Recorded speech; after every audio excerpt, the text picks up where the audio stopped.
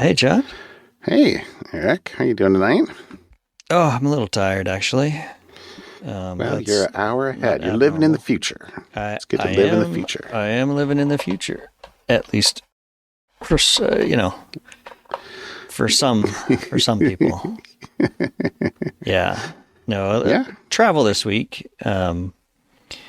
We are out visiting Grandma at Grandma's house, and drove out on Saturday, and have been enjoying family time, and we'll be It's hitting the awesome. road back tomorrow.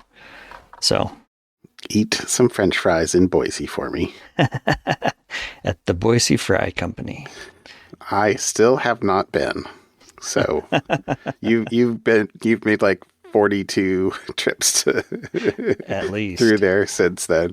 But yeah, I still Yeah. have not. So yeah. Okay. Yeah, Well, it's all good. drive safe tomorrow. Drive safe tomorrow. That's a full week. Yes. Yes, it is. How about you? How was your weekend? Um, well, let's see.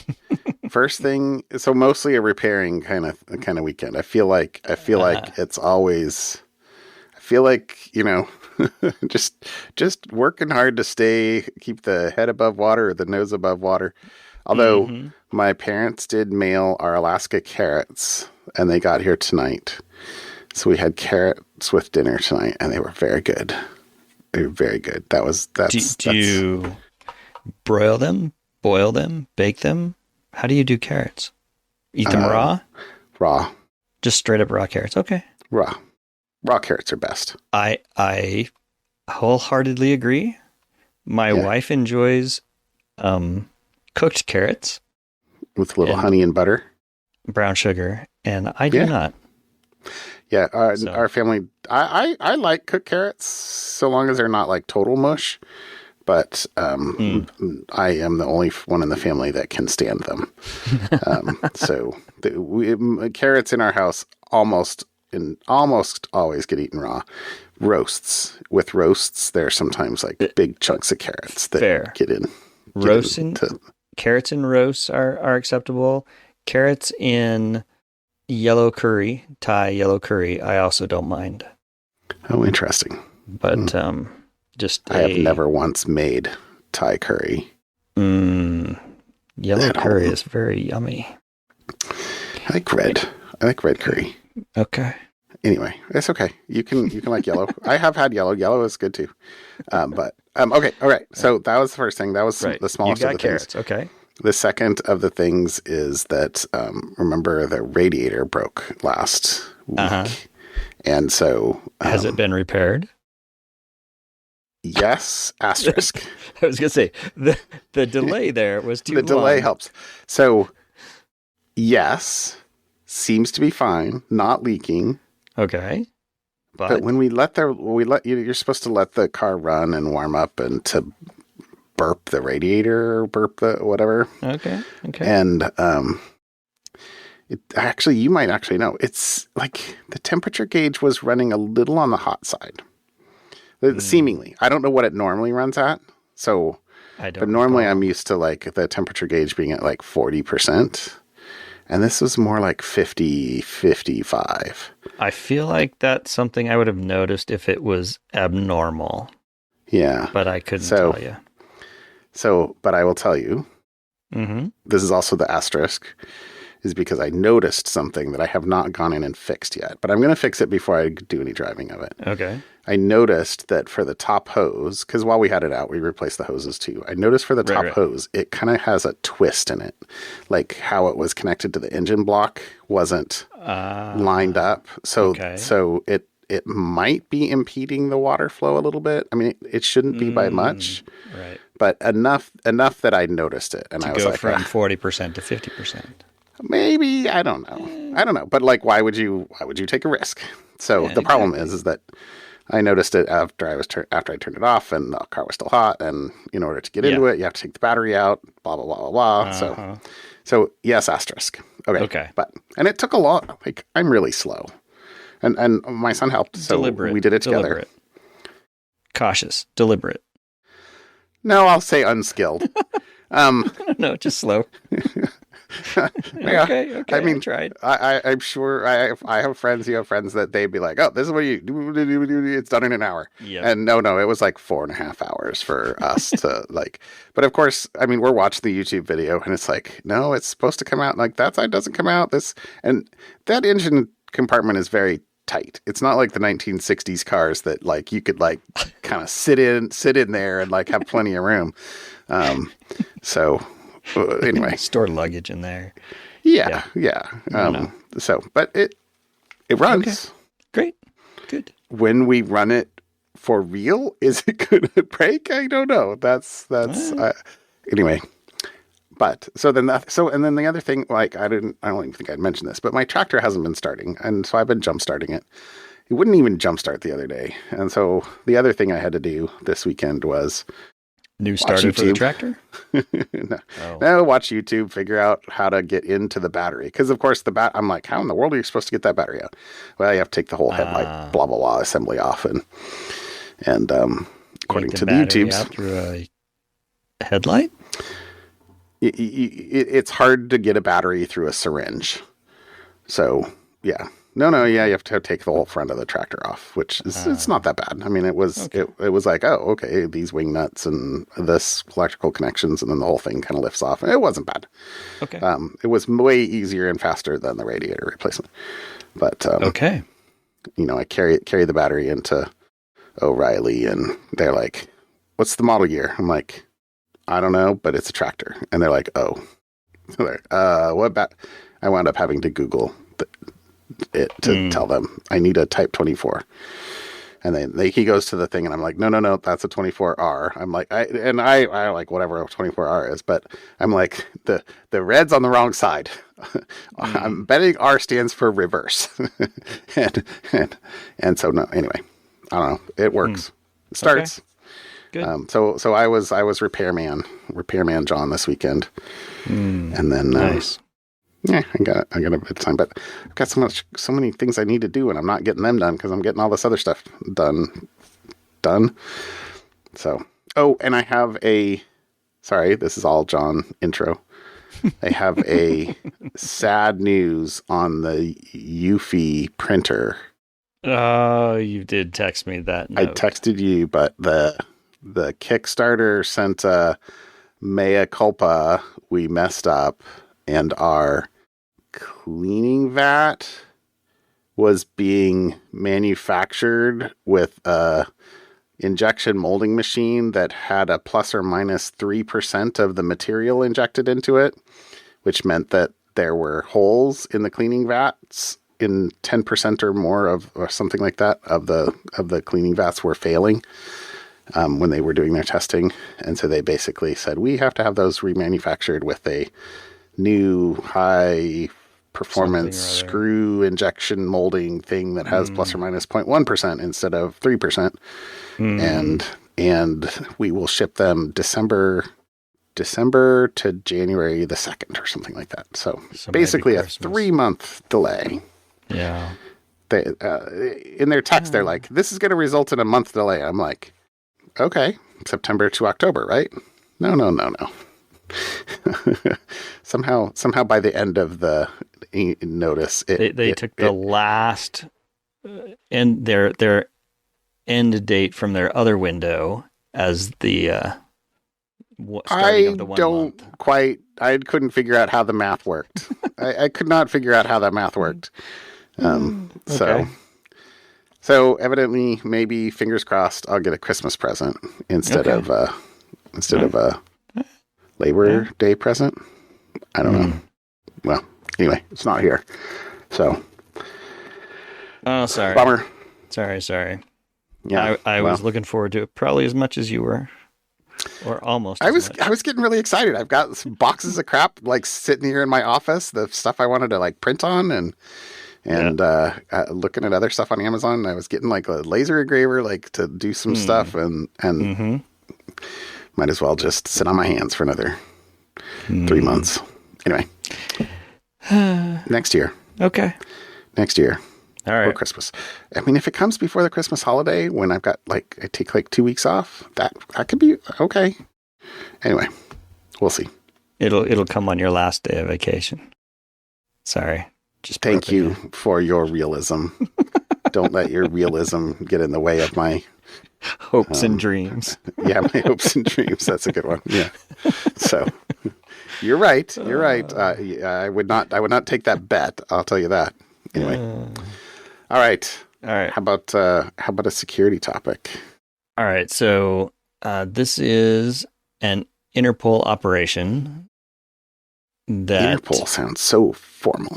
Yes, that targeted criminal networks. Now, these specific criminal networks, this was called Operation Contender 3.0. Okay.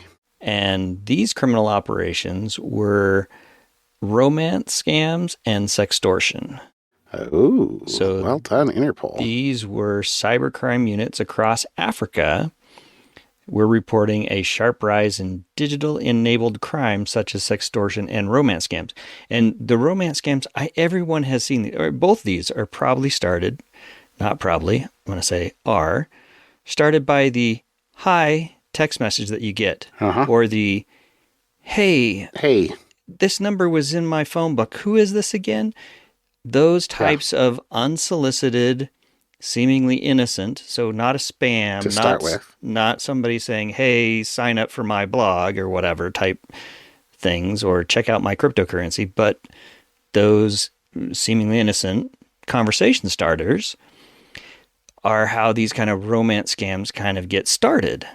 And so the acting executive director of the police services at Interpol said, the growth of online platforms has opened new opportunities for criminal networks to exploit victims, causing both financial loss and psychological harm. And this was across Africa is where these criminal networks were based. Okay. And it says authorities in Ghana arrested 68 people, seized 835 devices, and they have pictures of phones in the article, and identified 108 victims who lost a combined $450,000, only $70,000 of which was recovered. So the suspects, the criminals, used fake profiles, forged identities, stolen images to deceive victims using multiple schemes, including fake courier and custom shipment fees, and sextortion for blackmail.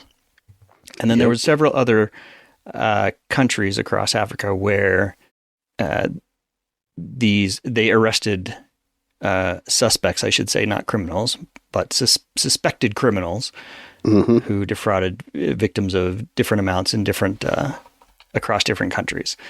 So this one was more for the, hey, I know everybody's getting those text messages of the seemingly random variety, and with AI being able to generate an infinite number of innocent conversation starters. It's not like you can just look for the word easy pass toll scam in the text message and immediately go, oh, I know that's a scam. It's like, do I have to think about that? Do I know somebody who got a new number? Do I know somebody, is that something I would do? Just no. Just no. Just get and the problem is that one of the reasons they do this is they want you to respond, because once you've responded, the Apple and Android platforms treat the message thread differently. Right. Now you have become a known sender, and so now if you've got the new iOS 26, you can turn on filtering and it'll bucket all these messages. I would suggest to anybody with iOS 26 as an Apple person to go do this. Turn on the text message filtering and it'll put in your main inbox only things that are from people you know, that are in your contact list. Everything else will get filtered to this unknown senders. If there's something in the message like, hey, are you available in the next hour? That might show up in your main list with a tag saying time-sensitive unknown sender message kind of thing, which you would expect from potentially if you've got a restaurant reservation and they're texting you, hey, your table's ready, those are the kind of things you probably want to make sure you see.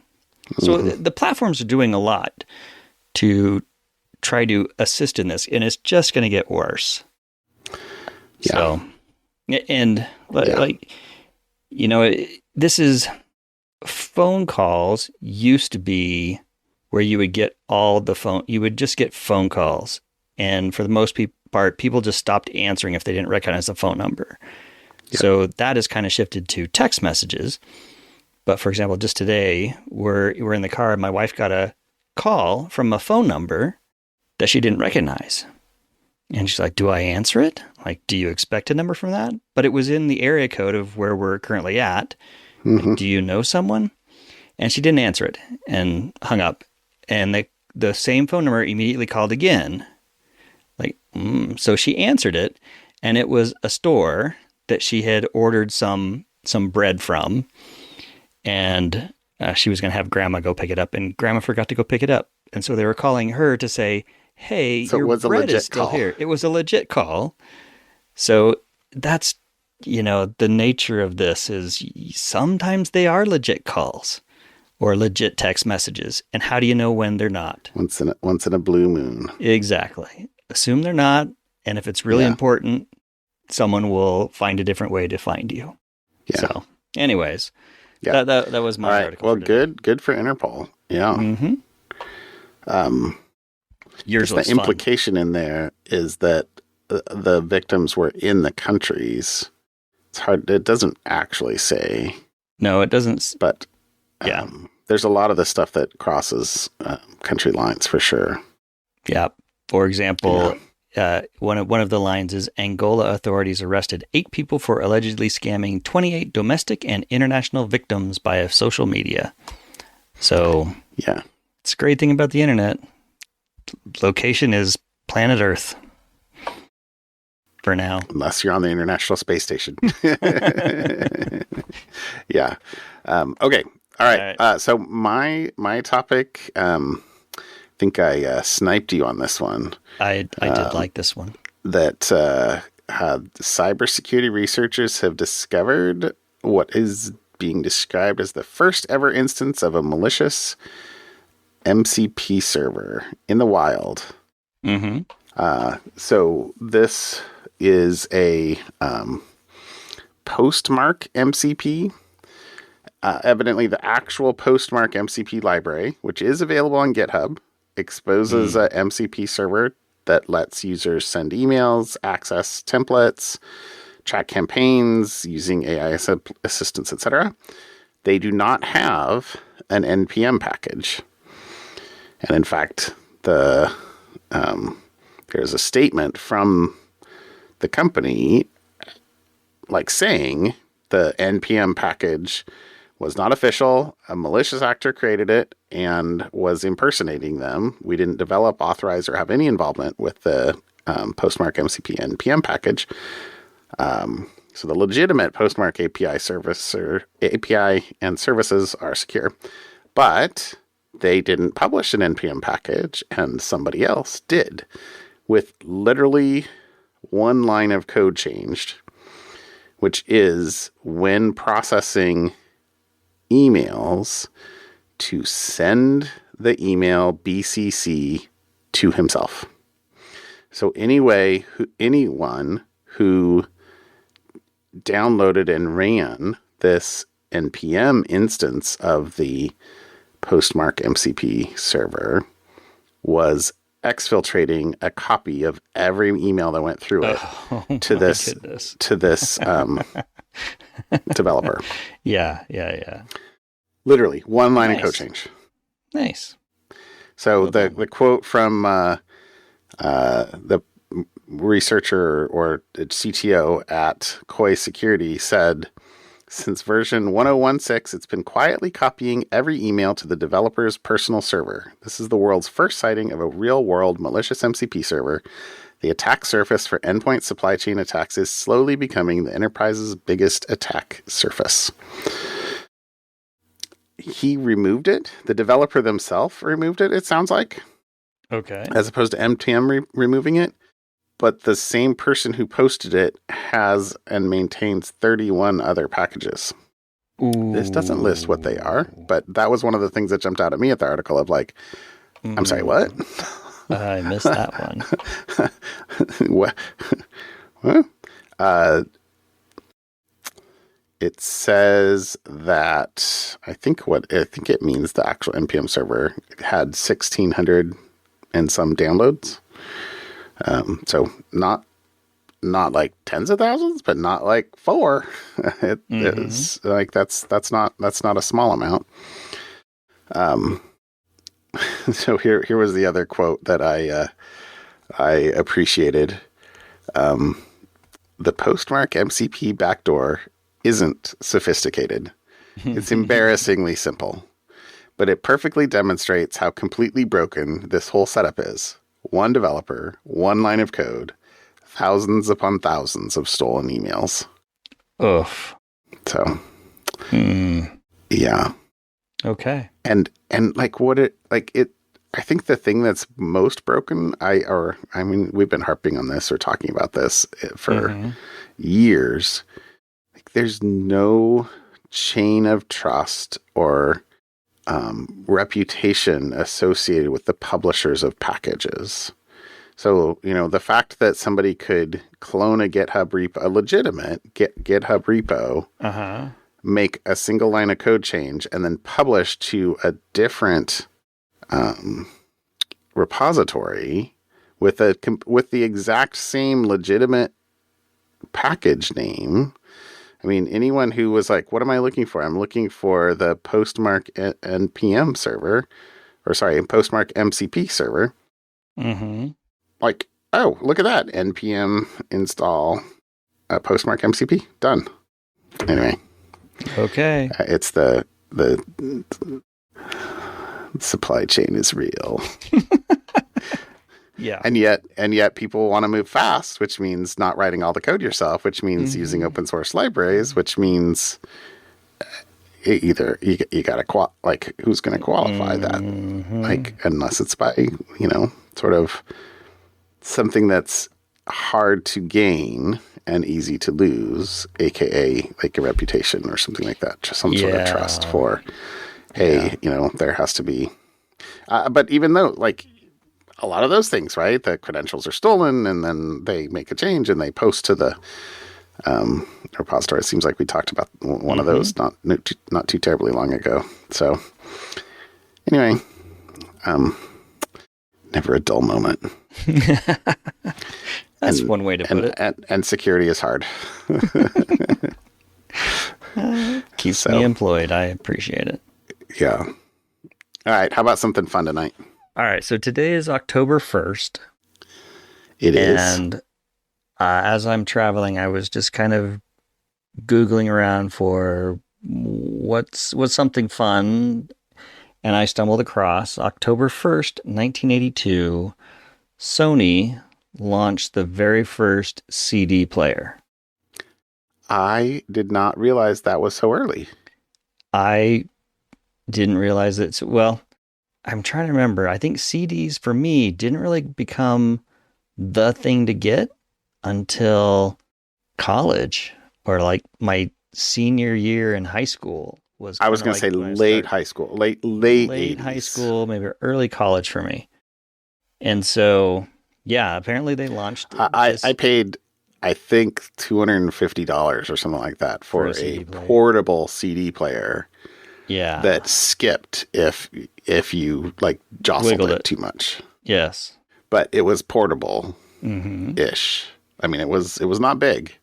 Anyway, so but that was a lot of money in the like in 1989 for a high schooler. Exactly. So this release. So the fun facts here was it had been approximately 100 years since Edison invented the first phonograph. Okay. And then it says here, I actually pulled this from Sony has a corporate history book online on their website where they have their entire corporate history. So that's where I found this. And it was said that, the CD player was released about 100 years since the first phonograph was invented. Edison invented the phonograph. And the record technology had been revolutionized about every 25 years since. So the CD in 1982, 100 years after the Edison phonograph, digital audio technology was born. So that's the fun fact there. That is 1982 so cool. Is when digital audio was born. So I thought it was fun. I love how they're in their rewriting of history. They jump straight from the LP record to the CD. They skipped the tapes. They skipped magnetic media. Yeah, I was going to say 8-track, cassette. Computers. No. They do say the first cylinder system changed to the disc system. So I'm guessing that's what they mean by, a cylinder. I don't know. No, the cylinder. First, the cylinder was changed to the disc system. Cylinder system was changed to the disc system. I'd have to go look up that, but if they're saying every 25 years, then that would have been like in 1905-ish was to the disc and then change. Anyway. Well, yeah. Like they definitely didn't have magnetic. The 8-tracks. I associate 8-tracks with the 70s. That's when that yes. I don't know when the first 8-track came out, if that was dripping back into the 60s or not. I have no idea because I was not. But it was all records before that. It was. I know, yeah. 75 plus years of records. Exactly. Before magnetic media came out. And that was an advent from computer science that was adapted, right? Magnetic media was not invented for audio. Yeah. So exactly. Anyways. Oh, fun. Okay, that is definitely something fun. All right, there you go. That is definitely something fun. My fun for today, October 1st. Okay. All right. My something fun is it's bee related and CRISPR related because I had toast with honey this morning for breakfast. Yeah, but it wasn't my honey, so no, sorry. Sorry. But I have been to lectures at the local bee club from Oregon State has a bee lab, and they've talked about the importance of sterols in bee nutrition. So one of the main things that what does that bees get from pollen is sterols. It's a it's not sterile. It's no. It's they did a whole bunch of research to figure out there's problems with declining health of honeybees, and one of the hypotheses is that the variety of what they eat has changed dramatically, especially with commercialization of honeybees, where they literally take them and say, hey, here's a monoculture, go pollinate these almonds, and that's all you get to eat for, whatever. And then we'll take you to someplace else, and here's what you get, and you get only of this. Okay. As opposed to what a wild hive would be, which is getting all sorts of everything. Mm-hmm. So they did research first, literally dissecting and taking, getting the stomachs of the bees out and then measuring what's actually in them to say what are the 6 most prevalent sterols, and literally cholesterol, the last 2 syllables of this is what it's calling. So it's 24-methylene cholesterol, campesterol, isofucosterol, beta-cytosterol, cholesterol, and demosterol. So they're all different compounds. Okay. And I'm sorry that I'm not enough of a chemist or a biologist to know what a sterol is. But you have them and you need them. And you might have too much of them. I have too much of some. So anyway, but you need bees need. You can't get everything that you need from eating one type of pollen. Gotcha. What the scientists at Oxford did is they took a yeast, Yeroia Lipolytica. Well done. And used CRISPR because they said that they chose it because it's already food safe, has a high lipid content, and is already used in aquaculture feeds. And they engineered it to produce these 6 sterols. So they said they produced the sterol enriched supplement. Engineered yeast biomass was cultured in bioreactors, harvested, then dried into a powder. So that's kind of like what are they doing? So they're basically generating this powdered yeast that can be fed to bees. Oh, I guess, sorry, another fact that many people might not know. A lot of commercial beekeepers especially, but I've got it too. I've got a pack of them up in my fridge, feed artificial pollen substitutes. Oh, okay. Yeah, I mean it can help stimulate the bees. So pollen is kind of the protein, and pollen coming into the hive in the spring is what stimulates the queen to start rearing young.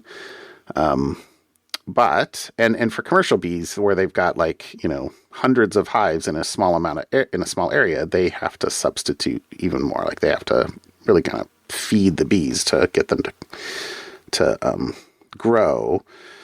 And then generally what happens is you sort of pump them up in the early spring with sugar and artificial pollen, and then move them on to where they collect nectar. And then you let them collect nectar, like this is commercial beekeeping, let them collect nectar, because nectar is what turns into honey. And then they'll take the nectar off to harvest it as honey, and then they'll refeed the bees again with artificial feed, so that they can pack that away for winter. And then they get the sort of valuable stuff off, which is actually flower nectar turned into honey, as opposed to sugar water turned into honey, not honey, thickened syrup. Anyway, net. Okay, so what they do? So they did this, figured all this out, and then they experimented with colonies of bees in greenhouses so they could tightly control what the bees were able to eat. For 3 months. It said by the end of the study period, colonies fed with the sterol-enriched yeast had reared up to 15 times more larvae to the viable pupal stage compared with the colonies fed control diets. 15x is pretty big. Yeah. Colonies fed with the enriched diet were more likely to continue rearing brood up to the end of the 3-month period, whereas colonies on sterile-deficient diets ceased brood production after 90 days. Now, that sentence doesn't make any sense to me because I equate 3 months and 90 days. So, okay, that one, I'm assuming that they missed an adjective or something in there that means that the colonies fed the sterile enriched diet were still going strong at the end of 90 days, where the others weren't. Right. And then it said notably the sterile profile of larvae in colonies fed the engineered yeast matched that found in naturally foraged colonies, suggesting that bees transfer only the most biological important sterols to their young. So, anyway, very cool. Very cool. Do we need bioengineered yeast pollen substitute because we have monocultured the natural world so much that we can't have pollinators that are responsible for pollinating a third of the bites that you put into your mouth? There are many things that are pollinated by bees that I want to eat and continue eating for the rest of my life. So, anyway, exactly. There you go. I thought this study was awesome. My wife sent this to me, of course, because she knows me. She's like, "You'll like this," and I was like, "Ooh, that's cool. That'll be my something fun." So there you go. I learned some new stuff tonight. There you go. Cholesterol is only one of the sterols, evidently. I should start collecting other sterols in less of the cholesterol one. That's what I take away from that. Something like that. Something like that. All right, my friend. You have a great night. You too. Drive safe. We'll see you. Right. Bye. Bye.